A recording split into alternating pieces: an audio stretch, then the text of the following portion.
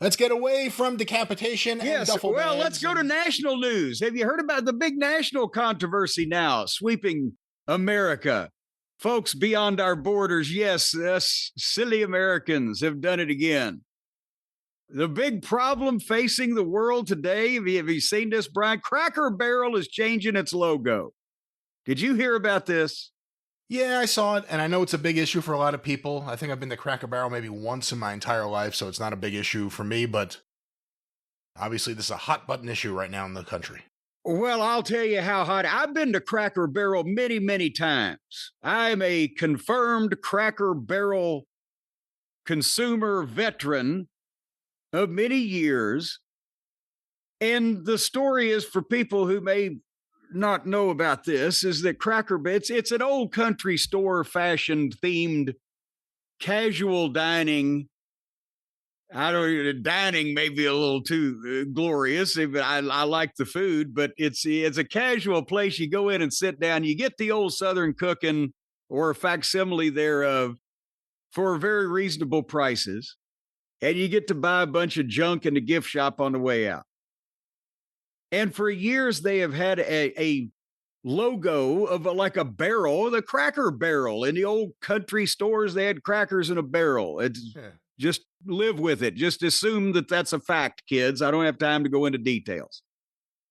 And it says Cracker Barrel, and then they've got a guy sitting on a rocking chair, which they have rocking chairs for sale, porch rockers, the old wooden ones, out on the goddamn front of the thing. And there's a guy sitting there in a rocking chair and it says Cracker Barrel in the barrel. And now they have made a change. They're just going to have a barrel that says Cracker Barrel. But here's the thing, Brian. I've been going for all these years. And I know that I could see the Cracker Barrel sign from a mile away because it's the orange barrel and there's some orange and it says Cracker Barrel. But once that my head and mind has absorbed that it says Cracker Barrel, it was not until everybody started freaking out over it that they called my attention to it, that I even knew that there was an old man in a rocking chair sitting next to that. It just faded into me. I see Cracker Barrel. I go. But you were only looking at the barrel, not the cracker. I was looking at what the goddamn sign said so I'd know where it was instead of worrying about what their goddamn artsy-fartsy logo was. It was kind of artsy-fartsy, mushy and ill-conceived and didn't really stand out anyway. But that's the thing now. All the crackpots and the shit kickers in the world, the burning issue that they've got is that they took the orange guy out of the logo. That's why the country is in the shape it's in. We ain't got no old man rocking in a chair in the Cracker Barrel logo. Watch out, Wendy. Wendy's, you know what? Watch out, Wendy. Watch out. They need to slut Wendy out. Whoa, I don't know if I would say it like that. No, they need to turn Wendy's into a hamburger Hooters. That's what that's about. After they've fucked up the patties, and they fucked up the whole decor and the motif, and they fucked up the French fries, and they fucked up everything else they've ever done. After I loved them for so many years and I was scorned and spurned, or skirned and sporned, the least they can do is slut Wendy out. We want hooers in short shorts and low-cut tops bringing us our burgers. The Heart Attack Grill had the right motif. We want boobs and burgers, and we'll like it. I think there's money left on a table that there's no burger place like with a separate, like almost like a motel where you could take a nap right after, attached to it. They wouldn't even have to do that. They could just modify the booth slightly to kick back like recliners, and everybody could go ahead and catch a few Z's right there. So what do you eat at Cracker Barrel? Sometimes with the burger sitting on their chest. So what do you eat at Cracker Barrel? Like mashed potatoes and bread? We got cornbread. Potatoes and bread? We got great cornbread here, and we got some apple cider. Like, what do they have there? No, you've got the full country breakfast experience if you want it. The fried eggs and the bacon and the sausage and the hash browns and the fucking pancakes and or the waffles and the syrups and things. Or I always get the fried chicken with the gravy on top, the sawmill gravy, I believe as they call it.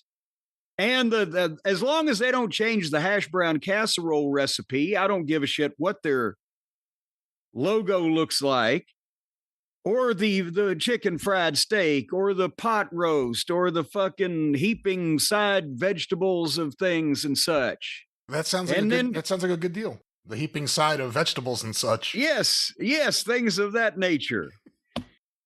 And did I mention the hash brown casserole? But the one thing they're doing, I'm actually not happy about. But as I said, as long as it's the same food, I could get over it.